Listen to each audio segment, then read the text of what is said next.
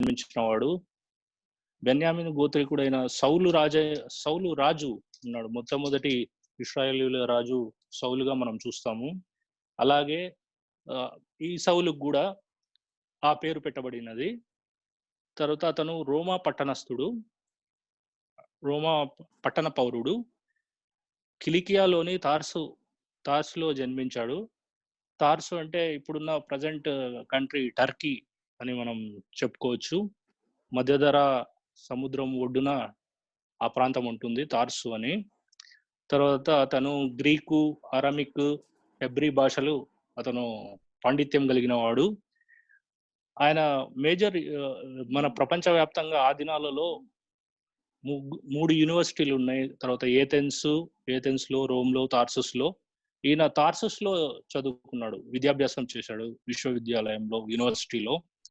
అలాగూ గమలీయేలు అని ఒక గొప్ప వ్యక్తి దగ్గర అతను విద్యాభ్యాసము చేసినట్లుగా మనము చూస్తాం లేఖనంలో. అతను గమలీయేలు అంటే సమస్త ప్రజలలో ఘనత నొందినవాడు, ధర్మశాస్త్రోపదేశకుడు. గమలీయేలు దగ్గర విద్యాభ్యాసము చేశాడు. తర్వాత ఇతను వృత్తి ఏంటంటే గుడారాలు కుట్టేవాడు. అది గుడారాలు అనేది అతను ఫ్యామిలీ వ్యాపారంగా మనం చూస్తాము, కుటుంబ వ్యాపారము. వాళ్ళ తల్లిదండ్రులు కూడా గుడారాలు కుట్టుకునే వాళ్ళు. తర్వాత అతను పౌలు కూడా ఇదే వ్యాపారంలో ఉన్నాడు. ఆ విధంగా రోమా పట్టణంలతో వ్యాపార సంబంధాలు ఉండేవి సౌలుకు. తర్వాత ఆ విధంగా రోమా పట్టణ పౌరుడిగా రోమా సిటిజన్షిప్ కూడా మన సౌలుకు దక్కింది దాని ద్వారా. తర్వాత మునుపటి సౌలు స్థితి మనం చూసినట్లయితే అపోస్తుల కార్యంలో మనం చూస్తాము. 8వ అధ్యాయము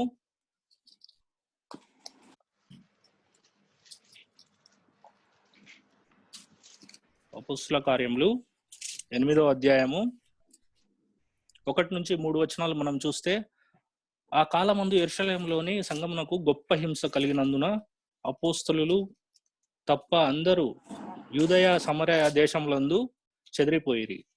భక్తిగల మనస్సులు స్టెఫనును సమాధి చేసి అతన్ని గూర్చి బహుగా ప్రలాపించిరి. సౌలైతే ఇంటింటా జొచ్చి పురుషులను స్త్రీలను ఈడ్చుకొని పోయి చెరసాలలో వేయించి సంఘమును పాడు చేయుచుండెను.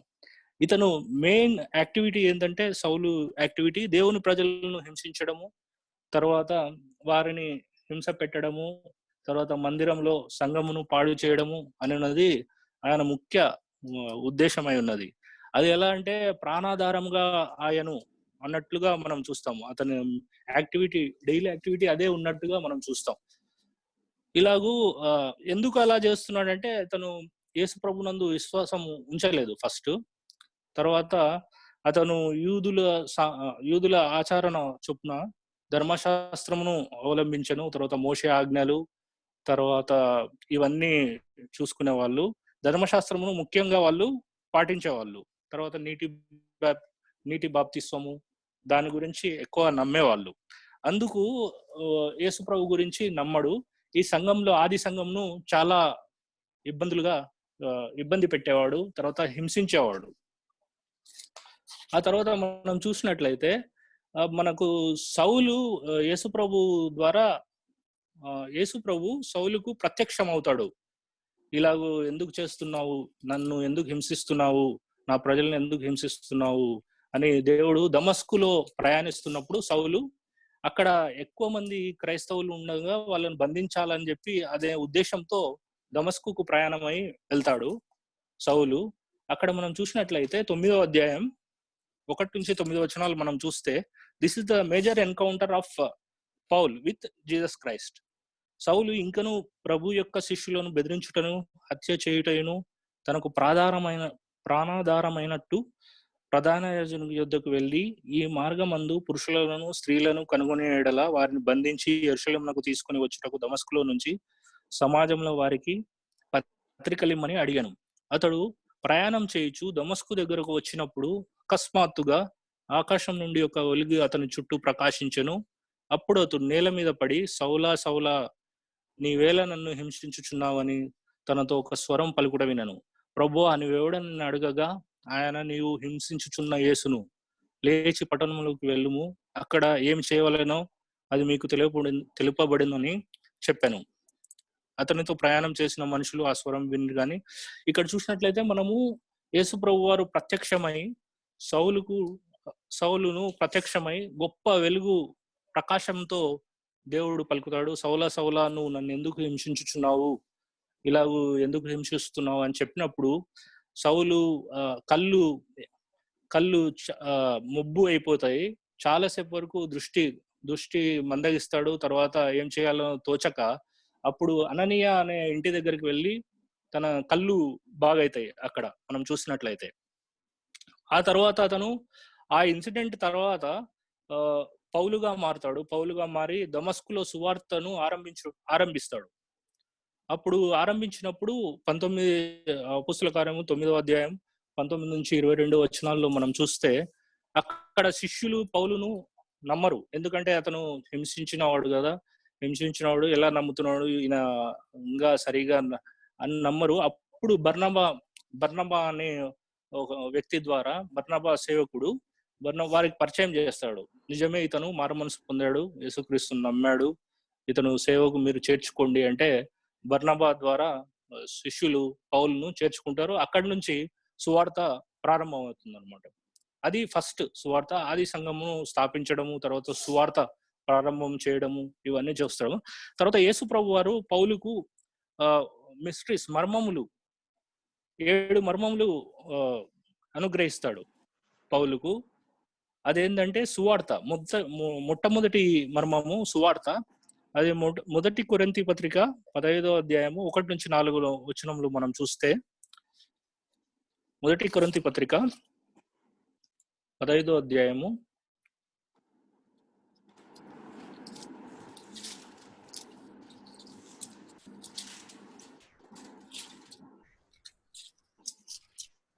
15వ అధ్యాయము 1 నుంచి 4 వచనాలు. మరియు సహోదరులారా, నేను మీకు ప్రకటించిన సువార్తను మీకు తెలియపరచుచున్నాను.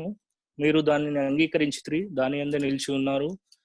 మీ విశ్వాసము వ్యర్థమైతే అయితేనే గాని నేను ఏ ఉపదేశముగా సువార్త మీకు ప్రకటించుతునో ఆ ఉపదేశం మీరు గట్టిగా పట్టుకుని ఎడల ఆ సువార్త వలననే మీరు రక్షణ పొందువారై ఉందురు. నాకు ఇయ్యబడిన ఉపదేశం మొదట మీకు అప్పగించుతుంది. అదేమనగా, లేఖముల ప్రకారము క్రీస్తు మన పాపముల నిమిత్తం మృతి పొందెను, సమాధి చేయబడెను, లేఖముల ప్రకారము 3వ దినమున లేపబడెను. ఇది సువార్త మర్మము. ఫస్ట్ పౌలుకు బయలుపరిచాడు మన యేసు ప్రభు వారు. సువార్త అంటే నేను సిలువలో మరణించాను, తర్వాత సమాధి చేయబడ్డాను, 3వ దినంన తిరిగి లేచాను అని చెప్పి ఆ సువార్త వర్తమానము పౌలుకు బయలుపరిచినట్లుగా మనం చూస్తాం. అలాగే క్రీస్తులో మనము, రెండవ మర్మం ఏంటంటే క్రీస్తులో మనలో క్రీస్తు.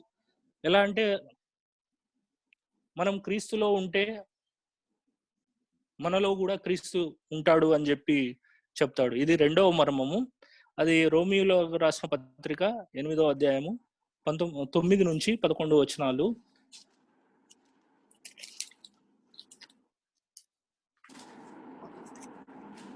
రోమిలకు రాసిన పత్రిక 8వ అధ్యాయము 9 నుంచి 11 వచనాలు. అక్కడ చూసినట్లయితే, దేవుని ఆత్మ మీలో నివసించి ఉన్న ఎడల మీరు ఆత్మ స్వభావము గలవారే గాని శరీర స్వభావము గలవారు కారు. ఎవడైనా క్రీస్తు ఆత్మ లేనివాడైతే వాడాయన వాడు కాదు. క్రీస్తు మీలో ఉన్న ఎడల మీరు శరీరము పాపం విషయమై మృతమైనది గాని మీ ఆత్మ నీతి విషయంలో జీవమై కలిగి ఉన్నది అని చెప్తున్నాడు. ఇది రెండవ మర్మము. అదేంటంటే క్రీస్తు ఆత్మ మనలో ఉంటే మనము ఆత్మ సంబంధంలో అవుతాము. అలాగే మన యందు క్రీస్తు ఆత్మ ఉన్నట్లయితే మనము క్రీస్తు సంబంధులము అని ఇక్కడ చెప్తున్నాడు. తర్వాత 3వ మర్మము క్రీస్తు శరీరము సంఘము. ఇక్కడ సంఘము ఆయన శరీరము అని అది కూడా చెప్తాడు. అంటే సంఘం అనేది క్రీస్తు యొక్క శరీరము. సో మనము అక్కడ చూస్తాము. ఎక్కడంటే ఎఫెసీ పత్రిక 1:22లో మనం చూసినట్లయితే, ఇది 3వ మర్మము. సంఘం అనేది క్రీస్తు యొక్క శరీరము.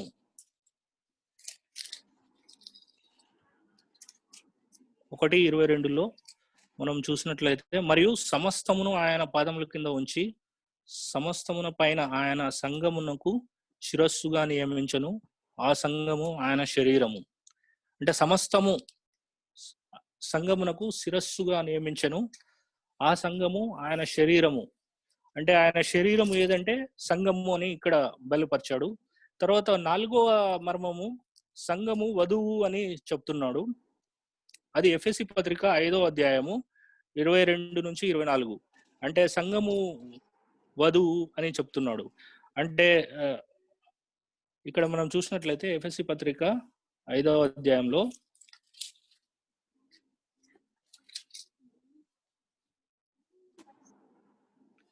22 నుంచి, స్త్రీలారా ప్రభువు వలె మీ సొంత పురుషులకు లోబడి ఉండుడి. క్రీస్తు సంఘమునకు శిరస్సు లాగున పురుషుడు భార్యకు శిరస్సు అయి ఉన్నాడు. క్రీస్తే శరీరమునకు రక్షకుడై ఉన్నాడు. సంఘము క్రీస్తునకు లోబడినట్లుగా భార్యలు కూడా ప్రతి విషయంలోనూ తమ పురుషులకు లోబడవలెను అని ఇక్కడ రాస్తున్నారు. సంఘము క్రీస్తుకు ఎలా లోబడి ఉంటుందో అలాగే తమ భార్య తమ పురుషునికి భర్తకు లోబడి ఉండాలని చెప్పి ఈ మర్మం ద్వారా పోల్చి చెప్తున్నాడు. భార్యాభర్త సంబంధం గురించి, తర్వాత సంఘము, తర్వాత క్రీస్తు సంఘం గురించి, వధువు గురించి అలాగూ కంపారిజన్ లో చెప్తున్నాడు పౌలుకు మర్మం ద్వారా. తర్వాత ఇక్కడ చూసినట్లయితే 6వ ఏదంటే మార్పు చెందుట. ఇప్పుడు యేసు ప్రభు మళ్ళీ వచ్చినప్పుడు, మధ్యాకాశంకు వచ్చినప్పుడు క్రీస్తు ఆగమనంలో మార్పు ఎలా చెందుతాము అని చెప్పి అక్కడ చూసినట్లయితే 1 కొరింథీ పత్రిక 15వ అధ్యాయము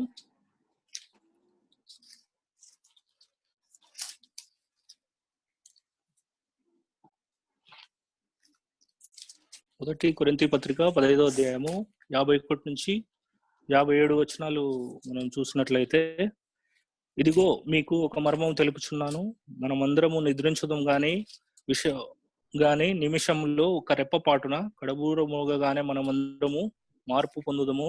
బూరం రోగును, అప్పుడు మృతులు అక్షయులుగా లేపబడుదురు, మనము మార్పు పొందుదుము.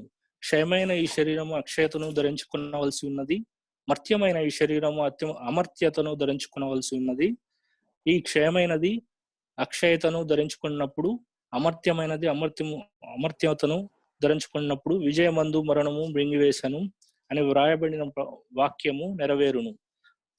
ఇక్కడ మనం చూసినట్లయితే, ఇక్కడ వచ్చినప్పుడు కడబూరం రోగగానే మనము శరీరము పోయి అక్షయతను ధరించుకుంటుందని ఇక్కడ చెప్తున్నాడు. తర్వాత అమర్త్యమైనది అమర్త్యతను ధరించుకున్నాను అని చెప్తున్నాడు. తర్వాత మరణము మింగినను మనము ఆత్మ ద్వారా పైకి వెళ్తాము అని చెప్పి ఇక్కడ చెప్తున్నాడు. మార్పు పొందుదుము అని చెప్పి, శరీరము విడిచినా గానీ మన ఆత్మ పైనకి వెళ్తుంది అని చెప్పి ఇదొక మర్మం చెప్తున్నాడు. తర్వాత ఇంకొక మర్మం ఏంటంటే యాంటీ క్రైస్ట్, ధర్మ విరోధి గురించి కూడా చెప్తున్నాడు. 2వ తెస్సలోనికీయులకు 2వ అధ్యాయము 7-9 వచనాల్లో మనం చూసినట్లయితే, సాతాను 1000 ఏళ్ల పాలనలో సాతాను అనేవాడు మోసం చేస్తాడు, తర్వాత సూచక క్రియలు చేస్తాడు, తర్వాత ఫాల్స్ డాక్ట్రిన్స్, తర్వాత అక్కడ మోసపుచ్చుతాడు, ప్రజలను మోసపుచ్చుతాడు. తర్వాత యేసు ప్రభు వారు అర్మిగెద్దోను యుద్ధంలో దేవుడును సాతానును ఓడిస్తాడు. అది ఎలా అంటే నోటి ఊపిరి చేత సాతానును అంతము సంహరించును అని చెప్పి రాయబడినది. తర్వాత యెషయా గ్రంథంలో కూడా 11వ అధ్యాయము 4వ వచనంలో వాగ్దండము చేత కొట్టును, పెదవుల ఊపిరి చేత దుష్టులను చంపును అని రాయబడినది. ఇక్కడ ధర్మ విరోధిని కూడా దేవుడు అంతమొందిస్తాడు అని చెప్పి 1000 ఏండ్ల పాలన ఇదొక మర్మము చెప్తాడు. తర్వాత ఇశ్రాయేలు ప్రజలను ఇంకొక లాస్ట్ లో ఏం చెప్తాడంటే, ఇశ్రాయేలు ప్రజలను కూడా రక్షిస్తాడు, విమోచిస్తాడు. ఎందుకంటే ఇశ్రాయేలు ప్రజలు ధర్మశాస్త్రంను అవలంబిస్తున్నారు. తర్వాత యేసు ప్రభువును మెస్సయ్యగా నమ్ముటలేదు. మెస్సయ్య అంటే రారాజుగా వస్తాడు, యేసు ప్రభు మాకు మెస్సయ్య కాదు అని చెప్పి అనేక త్రోసిపుచ్చుతారు యేసు ప్రభువును. తర్వాత ఒక ఉపమానం ద్వారా ఎలాగూ మర్మము తెలియజేస్తాడంటే పౌలు ద్వారా ఒలివ చెట్టు యొక్క వేరు ఇశ్రాయేలు ప్రజలు, ఒలివ చెట్టు అనేది ఇశ్రాయేలు ప్రజలు, తర్వాత అంటుకట్టినబడిన కొమ్మ అన్యజనులు అని చెప్తున్నాడు. అన్యజనులు అంటే మనం విశ్వాసం ఉంచిన అన్యజనులము మనం కాబట్టి ఆ కొమ్మ ఆ కొమ్మ ద్వారా మనం రక్షించబడినట్లయితే ఒలివ చెట్టు కూడా రక్షించబడును అని చెప్తున్నాడు. ఇశ్రాయేలు కూడా మరలా రక్షణ అవకాశం ఇస్తాడని చెప్పి ఆ మర్మం ద్వారా తెలియజేస్తున్నాడు దేవుడు. తర్వాత 5 ప్రత్యక్షలు పౌలుకు 5 ప్రత్యక్షతలు దేవుడు అనుగ్రహిస్తాడు. అదేంటంటే ఫస్ట్ వచ్చేసి దమస్కులో ప్రయాణిస్తున్నప్పుడు యేసు ప్రభు వారు అక్కడ కనపడతాడు, ప్రత్యక్షమవుతాడు. ప్రకాశమైన వెలుగులో యేసు ప్రభు వారు పౌలుకు కనిపిస్తాడు. తర్వాత కొరింథీ అపోస్తుల కార్యము రెండవది, ఇదైతే మనం చూసినదే, దమస్కులో ఇందాక చూసాము. తర్వాత అపోస్తుల కార్యములు 18వ అధ్యాయము, అపోస్తుల కార్యము 18వ అధ్యాయము 9 నుంచి 10 వచనాలు.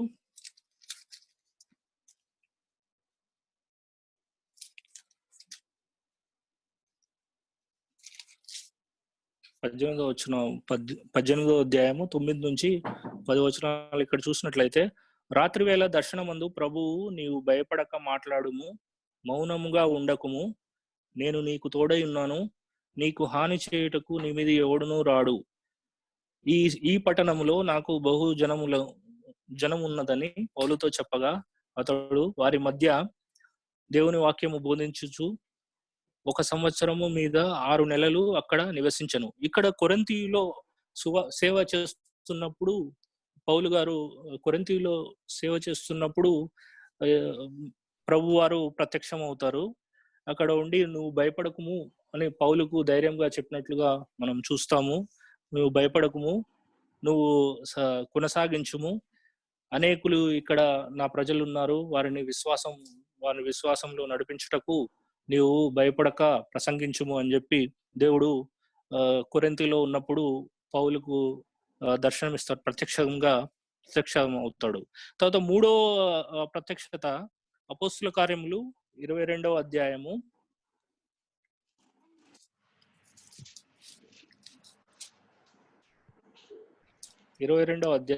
17 నుంచి 21వ వచనంలో మనం చూస్తాము. 17వ వచనంలో ఇక్కడ, అంతటా నేను యెరూషలేమునకు తిరిగి వచ్చి దేవాలయంలో ప్రార్థన చేయుచుండగా పరవశుడనై ప్రభువును చూచితిని. అప్పుడు ఆయన, నీవు త్వరపడి యెరూషలేము విడిచి శీఘ్రముగా వెళ్ళుము, నన్ను గూర్చి నీవొచ్చి సాక్ష్యము వారు అంగీకరింపని వారితో చెప్పి, అందుకు నేను ప్రభువా ప్రతి సమాజంలో నీ యందు విశ్వాసం చెరసాలలో వేయుచు కొట్టుచు.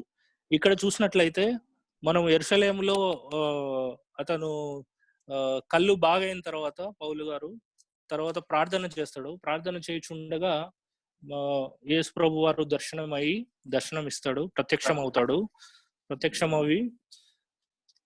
ప్రత్యక్షమై ఇక్కడ నుంచి వెళ్ళుము, అక్కడ అన్యజనులలో సేవ చేయమని అని చెప్పి యేసు ప్రభు వారు పౌలుకు ఆజ్ఞాపించినట్లుగా మనం చూస్తాం. తర్వాత అపోస్తుల కార్యములు 23:11లో కూడా రోమాలో సేవ కొరకు ఉన్నప్పుడు అక్కడ కూడా యేసు ప్రభు వారు ప్రత్యక్షమై అపోస్తులుడైన పౌలును అక్కడ గైడ్ చేస్తాడు. అక్కడ సువార్తలో కొనసాగించమని ప్రత్యక్షమై ధైర్యంగా చెప్పినట్లుగా మనం చూస్తాము. తర్వాత ఇది 5వ ప్రత్యక్షత అన్నిటికంటే ముఖ్యమైనది. అపోస్తుల కార్యములు 14వ అధ్యాయంలో 19వ వచనంలో మనం చూస్తాం. ప్రత్యక్షతకు ముందు పౌలు రాళ్లతో కొట్టి ఈడ్చినట్లుగా మనం చూస్తాం. అపోస్తుల కార్యములు 14వ అధ్యాయము 14వ అధ్యాయంలో చూస్తే 19వ వచనంలో మనం చూసినట్లయితే, అంతియోకయ నుండి ఈకోనియా నుండి యూదులు వచ్చి జనసమూహమును తమ పక్షంగా చేసుకొని పౌలు మీద రాళ్ళు రువ్వి అతడు చనిపోయానని అనుకొని పట్టణం వెలుపలికి అతనిని ఈడ్చిరి. ఇక్కడ చూసినట్లయితే ఈ సందర్భంలో ఈకోనియాలో అంతియోకయలో సువార్త సేవ చేస్తుండగా తర్వాత రాళ్ళు రువ్వి యూదులు ఇశ్రాయేలు ప్రజలు వాళ్ళు రాళ్లతో రువ్వి అతను చనిపోయాను అనుకొని పట్టణం వెలుగు ఈడ్చుకొని పోతారు.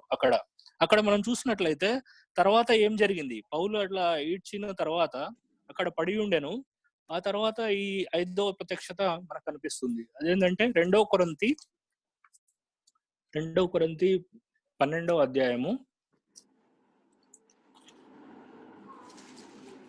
1-4 మనం చూసినట్లయితే, అతిశయపడుట నాకు తగదు గాని అతిశయపడవలసి వచ్చి ఉన్నది.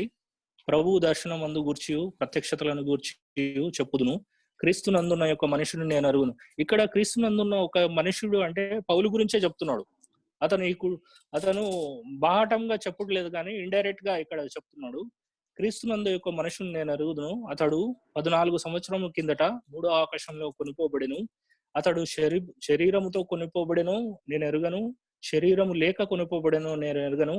అది దేవునికే తెలియను అని ఇక్కడ చెప్తున్నాడు. ఇక్కడ ఏంటంటే 3వ ఆకాశంలో పౌలు గారు కొనిపోబడినట్లుగా మనం చూస్తాము. మొదటి ఆకాశం అంటే మేఘమండలము, తర్వాత 2వ ఆకాశము సూర్య చంద్ర నక్షత్రాదులు. అది దాన్ని దాటినాక పైనకి వెళ్ళినట్లయితే అక్కడ 3వ ఆకాశము పరలోకం అని మనం చూస్తాం. అక్కడ వెళ్ళిన తర్వాత అక్కడ సంభాషణ, వారి యొక్క సంభాషణ, దేవదూతలు కనిపించుట, వారి యొక్క సంభాషణ చూసి అతను నేను నమ్మలేకపోతున్నాను అని చెప్తున్నాడు. వారి సంభాషణ నాకు అర్థం కాలేదు, నేను నమ్మలేకపోతున్నాను అని చెప్తున్నాడు. దేవుడు 3వ ఆకాశంలో కొనిపోబడినప్పుడు దేవుడు మరలా భూమి మీదకి పంపించినట్లుగా మనం చూస్తాం. ఎందుకంటే దేవుని ప్రణాళిక ఇంకా పూర్తి కాలేదు. చాలా మంది జనులు రక్షింపబడవలసి ఉన్నది. కాబట్టి దేవుడు పౌలు యొక్క ఆత్మను అక్కడ అంగీకరించలేదు, మరీ తిరిగి భూమి మీదకి పంపించినట్లుగా మనం చూస్తాం. ఈ ప్రత్యక్షత అన్నిటికంటే చాలా ప్రాముఖ్యమైన ప్రత్యక్షత అని మనం చూడగలము. తర్వాత ఇక్కడ పౌలు యొక్క అద్భుతాలు, సేవలో ఉన్నప్పుడు పౌలు యొక్క అద్భుతాలు ఏ విధంగా చేశాడు అనే మచ్చుకు 2 అద్భుతాలు మనం చూస్తాము. ఒకటి అపోస్తుల కార్యములు 20వ అధ్యాయము 7-12 మనం చూసినట్లయితే, అతడు త్రోయలో ఉన్నప్పుడు పౌలు అక్కడ త్రోయలో సంఘంగా కూడుకొని అక్కడ సేవ చేస్తుండగా ఐతుకు అనే యవనస్తుడు అక్కడ ఉంటాడు. అతను నిద్రాభారంతో పైనుంచి మేడగది పైనుంచి కింద పడతాడు. కింద పడిన తర్వాత అతను అందరు చనిపోయాడు అనుకున్న సమయంలో అపోస్తులుడైన పౌలు ఐతుకు అనే యవనస్తుని స్వస్థపరిచినట్లుగా మనము చూస్తాము. అది ఒకసారి చదువుకుందాము, అది చాలా బాగుంటుంది. అపోస్తుల కార్యములు 20వ అధ్యాయము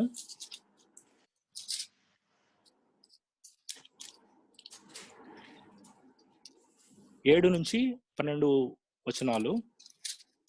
20వ అధ్యాయము 7-12 వచనాలు. ఆదివారమున మేము రొట్టె విరుచుటకు కూడినప్పుడు పౌలు మరునాడు వెళ్ళనై ఉండి వారితో ప్రసంగించుచు అర్ధరాత్రి వరకు విస్తరించి మాట్లాడుచుండెను.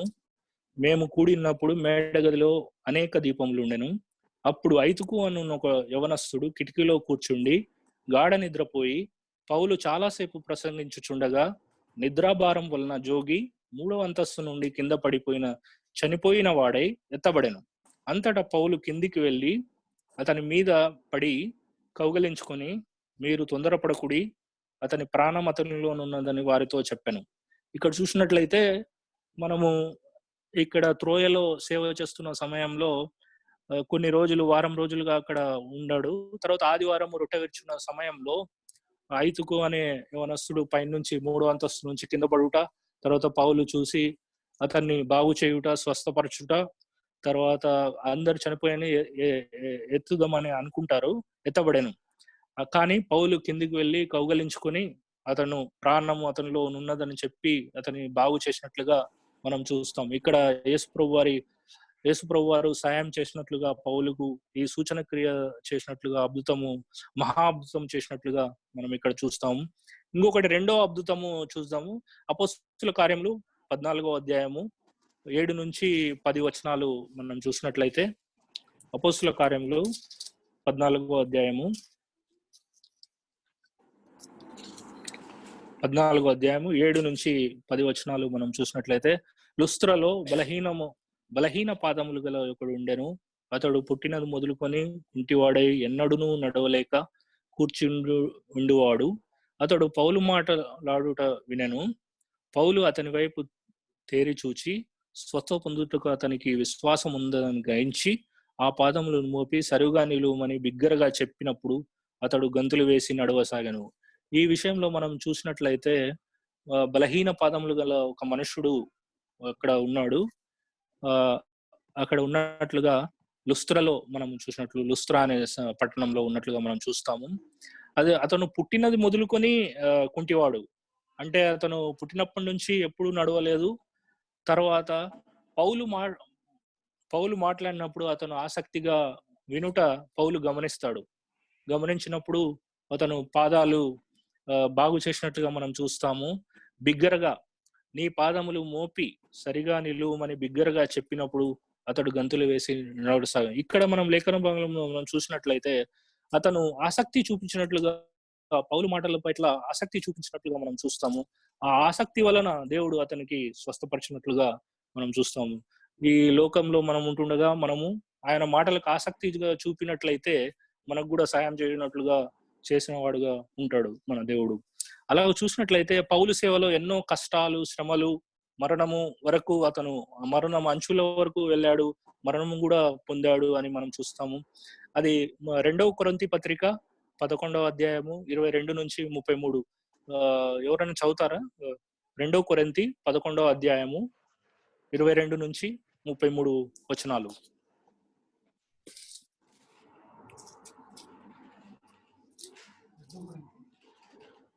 2 కొరింథీ 11వ అధ్యాయము 22 నుంచి 33. అది అంటే పౌలు యొక్క సేవ అనుభవాలు, కష్టాలు, శ్రమలు ఇవన్నీ ఆ అధ్యాయంలో క్రోడీకరించిన ఉన్నట్లుగా మనం చూస్తాము. 11వ అధ్యాయము 22 నుంచి లాస్ట్ వరకు.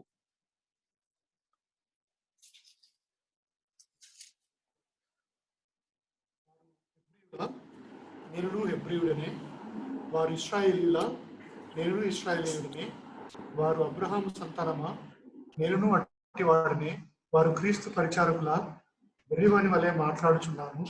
నేనును మరి ఎక్కువగా క్రీస్తు పరిచారకులను, మరి విశేషంగా ప్రయాసపడితిని, మరి అనేక పర్యాయములు చెరసాలలో ఉంటిని, అపరిమితంగా దెబ్బలు తింటిని, అనేక మారులు ప్రాణాపాతంలో ఉంటిని, యూదుల చేత 5 మారులు ఒకటి తక్కువ 40 దెబ్బలు తింటిని, 3 మారు బెత్తములతో కొట్టబడితిని, ఒకసారి రాళ్లతో కొట్టబడితిని, 3 మారు ఓడ పగిలి శ్రమపడితిని, ఒక రాత్రింబగళ్ళు సముద్రంలో గడిపితిని, అనేక పర్యాయములు ప్రయాణములలోను, నదుల వలనైనను ఆపదల్లోను, దొంగల వలనైనను ఆపదల్లోను, నా స్వజనుల వలనైనను ఆపదల్లోను, అన్యజనుల వలనైనను ఆపదలలోను, పట్టణములో ఆపదలలోను, అరణ్యములో ఆపదలలోను, సముద్రములో ఆపదలలోను, కపట సహోదరుల వలని ఆపదలలోను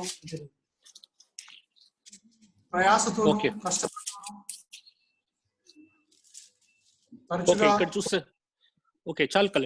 ఇక్కడ చూసినట్లయితే మనము అనేక పౌలు యొక్క అనుభవాలు, శ్రమలు, కష్టాలు ఎలాగో అనుభవించాడో సేవ నిమిత్తము అది మనం చూస్తాము.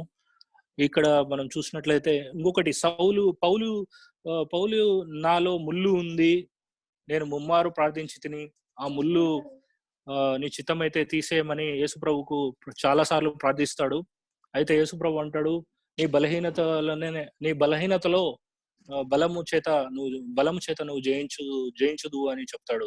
ఆ ముళ్ళు ఏంది అని ఒకసారి నేను చూసినట్లయితే ఆ శరీరం యొక్క ముళ్ళు, ఇది శరీర సంబంధమైన ముళ్ళు కాదు అని నేను గ్రహించాను. ఫస్ట్ నేను ఏమనుకున్నా అంటే అది కళ్ళకు సంబంధించిన జబ్బు లేదా చాలా దూర ప్రయాణం చేయటం వలన వెన్ను నొప్పి, బ్యాక్ పెయిన్ అని అనుకున్నా.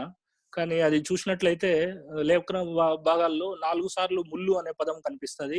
సంఖ్యాకాండము, తర్వాత జాషువా 23వ అధ్యాయము, 2వ అధ్యాయము, తర్వాత కొత్త నిబంధనలో వచ్చేసరికి 2 కొరింథీ 12వ అధ్యాయము 7 నుంచి 9 వరకు మనం చూసినట్లయితే అది శరీరం సంబంధించిన ముళ్ళు కాదు అని నాకు అర్థమైంది. అది మనం చూసినట్లయితే నేను ఒక్క నిమిషం చదువుతాను. 12వ అధ్యాయము 2 కొరింథీ పత్రిక 12వ అధ్యాయము 7 నుంచి 9 వరకు. నాకు కలిగిన ప్రత్యక్షతలు బహు విశేషంగా ఉన్నందున నేను అత్యధికంగా హెచ్చింపపోకుండా నిమిత్తము నాకు శరీరంలో ఒక ముళ్ళు నేను అత్యధికంగా హెచ్చింపు నిమిత్తము నన్ను నలుగగొట్టుటకు సాతాను యొక్క దూతగా ఉంచబడెను. అది నా యొద్ద నుంచి తొలగిపోవాలనని దాని విషయమై ముమ్మారు ప్రభువును వేడుకొంటిని. అందుకు నా కృప నీకు చాలును, బలహీనతలందు నా శక్తి పరిపూర్ణమవునట్లు ఆయన నాతో చెప్పెను. ఇక్కడ మనం చూసినట్లయితే పౌలు గారు ఎక్కడైతే సువార్త చేయడానికి వెళ్ళాడో, ఎక్కడైతే సేవ చేయడానికి వెళ్ళాడో, యేసు ప్రభువే నిజమైన దేవుడు అని చెప్పడానికి వెళ్ళాడో, అక్కడంతా సాతాను యొక్క దూత అతను ఫాలో అయినట్లుగా మనం చూస్తాం. అప్పుడు ఏమైతుందంటే అతను ఎక్కడైతే పెట్టాడో పరిసయ్యుల ద్వారా, సద్దూకయ్యుల ద్వారా లేదా యూదుల ద్వారా రాళ్లతో కొట్టడము, హింసించడము, దెబ్బలు కొట్టడము ఇవన్నీ జరుగుతున్నాయి. అంటే ఈ ఉద్దేశంతో ఏందంటే అతను సాతాను ఏదో ఒక ఆటంకము సువార్త సేవలో అతనికి సువార్త చేయనప్పుడు ఏదో ఒక ఆటంకముగా అది ఫాలో అవుతున్నట్లుగా సాతాను యొక్క దూత అని నేను గ్రహించాను. అది అర్థమవుతున్నట్లుగా మనకు అర్థమవుతుంది. ఇది శరీరముకు సంబంధించిన ముళ్ళు కాదు, ఇది ఆత్మీయతకు సంబంధించిన ముళ్ళు. అది సాతాను యొక్క దూతను అలా ఫాలో అవుతున్నట్లుగా పౌలు గారిని మనం చూస్తాం. ఇది పౌలు యొక్క ముళ్ళు అని మనము గ్రహిస్తాం. తర్వాత పౌలు రాసిన పత్రికలు మొత్తము 13 పుస్తకాలు ఉన్నాయి, పత్రికలు.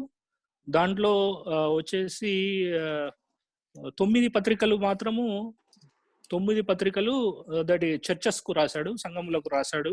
రోమీలకు, 1 కొరింథీ, 2 కొరింథీ, గలతీ, ఎఫెసీ, ఫిలిప్పి, కొలస్సీ, 1 తెస్సలోనికలకు, 2 తెస్సలోనికలకు, ఇంతవరకు మాత్రము చర్చెస్ కు రాస్తాడు పౌలు గారు. తర్వాత తిమోతి 1 పత్రిక, 2వ పత్రిక, తీతు, ఫిలమోను, దిస్ ఈజ్ ఇండివిజువల్ పర్సన్స్ కు రాస్తాడు పౌలు గారు. ఇది మనము అబ్జర్వ్ చేస్తాము. తర్వాత మొదటిగా అతను రాసిన ఉత్తరాలలో ఫస్ట్ది గలతీ, చివరిది వచ్చేసి 2వ తిమోతి అని మనం గ్రహిస్తాము. తర్వాత పౌలు యొక్క దండయాత్రలు మనం చూస్తే, సువార్త దండయాత్రలు, మొదటి ప్రపంచ సువార్త దండయాత్ర దాదాపు 1200 మైళ్ళు. అది అంతియోకయ, దమస్కు, ఇకోనియా, లుస్త్రా, దెర్బే అనే సిరియాలోని పట్టణంలో దండయాత్ర చేస్తాడు. తర్వాత రెండవ దండయాత్ర 2700 మైళ్ళ దూరము. అది సిరియాలో మొదలుకొని అంతియోకయ, కిలికియా, ఎఫెస్సి, కొరింథీ, ఏథెన్సు, గలతియా, నెయపోలి, కైసరయ అనే ప్రాంతంలో పౌలు గారు సువార్త చేసినట్లుగా మనం చూస్తాం. తర్వాత మూడవ సువార్త దండయాత్ర గలతియా, గ్రీసు, మాసిదోనియా, తూరు, కైసరయ, తర్వాత యెరూషలేముకు వస్తాడు. ఇది 2500 మైళ్ళ దూరం. మొత్తం మనం చూసినట్లయితే దాదాపు 6400 మైళ్ళ దూరం ప్రయాణించి ప్రభు కోసం ఎంతో ప్రయాసగా సేవ చేసినట్లుగా మనము చూస్తాము. తర్వాత మనం చూసినట్లయితే పౌలు తనంతరము తీతుకును, తిమోతికిని, తర్వాత ఫిలెమోనుకును తన తర్బిది ఇచ్చి తన వారసత్వము, సంఘం సేవ ఎలా చేయాలా అని చెప్పి అతని ప్రణాళికలో ఉన్నట్లుగా మనం చూస్తాము. తర్వాత తిమోతికి అత్యంత ప్రియమైన ఆత్మీయ కుమారుడుగా మనం చూస్తాం. తర్వాత లాస్ట్ లెటర్ లో మనం చూసినట్లయితే పౌలు తిమోతికి ఎన్నో హెచ్చరికలు ఇచ్చినట్లుగా మనం చూస్తాము. సంఘంలో ఎలా ఉండాలి, నువ్వు యవనస్తుడు, యవనేచ్ఛలలో నువ్వు జాగ్రత్తగా ఉండుము, నిదానించుము, తర్వాత మంచి నా యొద్దకు త్వరగా వచ్చుటకు ప్రయత్నించుము అని చెప్తాడు. ఎందుకంటే మనం ఎవరన్నా అత్యంత ప్రేమించిన వారి వ్యక్తులైతే మనము మరణము సంభవిస్తుందంటే మన దగ్గర ఉండాలని కోరుకుంటాము. అలాగే పౌలు భక్తుడు కూడా తిమోతిని అలాగూ ఇన్వైట్ చేస్తున్నట్లుగా రోమాకు ఇన్వైట్ చేసినట్లుగా మనం చూస్తాము, ఆ పత్రికలో మనం చూస్తాము. అంతేకాదు, నా యొద్దకు త్వరగా వచ్చుటకు ప్రయత్నించుము, అంగీ ఉంది, పుస్తకాలు, చర్మపు కాగితాలు తెమ్మని చెప్తాడు. అది కూడా రాయబడి ఉన్నది. శీతాకాలమునకు ముందే నీవు వచ్చుటకు ప్రయత్నించుము అని తిమోతికి రాసినట్లుగా మనం చూస్తాం. శీతాకాలం కంటే ముందు, ఎందుకంటే అక్కడ మంచు గడ్డలు ఉంటాయి, తర్వాత ప్రయాణ సౌకర్యం ఉండదు, ఓడలు అక్కడ ప్రయాణ సౌకర్యం ఉండదు, ఓడలు పనిచేయవు. కాబట్టి శీతాకాలం కంటే ముందే అతని దగ్గరికి పిలువనంపించాలని అతను కోరుకుంటాడు. తర్వాత రోమపత్రులు అతను లాస్ట్ మనం చూసినట్లయితే ఇది కీవర్డ్స్, పౌలు గారి కీవర్డ్స్. ఫిలిపియులకు రాసిన పత్రిక 1వ అధ్యాయము 21వ వచనంలో మనం చూస్తే నా మట్టుకైతే బ్రతుకుట క్రీస్తు, చావైతే లాభము అని చెప్తాడు పౌలు గారు. ఎందుకంటే చావైతే లాభము అని ఎందుకన్నాడంటే, ఇంత సేవ చేసిన తర్వాత అతని కోసం పరలోకంలో నీతి కిరీటం ఉంచబడినది అతనికి ముందుగానే తెలుసు కాబట్టి ఈ వాక్యం చెప్పినట్లుగా మనం చూస్తాం. నా మట్టుకైతే బ్రతుకుట క్రీస్తు, చావైతే లాభము. తర్వాత రోమ ప్రభుత్వంలో అతను శిరచ్ఛేదనము కావించబడెను, హతసాక్షిగా మారను ప్రభు కొరకు. ఇది పౌలు గురించి నాకున్న షేర్ చేయాలని దేవుడి వాక్యము దీవించును గాక.